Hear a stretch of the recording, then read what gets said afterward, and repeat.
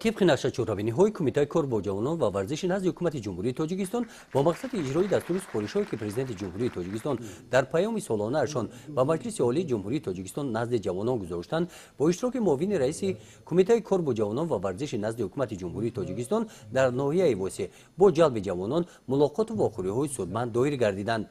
در جمع‌آمدی که در مرکز ناحیه با اشتراک جوانان دایر گردید، موضوعهای مبرم روز و جهان امروزه، نقش جوانان در تنظیم و آرامی، پیشگیری افراطگرایی، تحلیل و بررسی کرده شدند.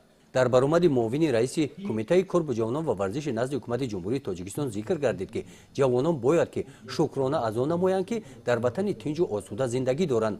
در روند سازندگی وطن بهر آباد و کبریزار نمودن دهه، محل، کوچه، این قشر جامعه باید که همیشه پیش‌صف باشند. در این همایش جوانان ناحیه به سخن برآمده قید نمودند که با تشبس‌های سازنده خود در پیشرفت وطن محبوبمان سهم ارزنده خود را می‌گذارند.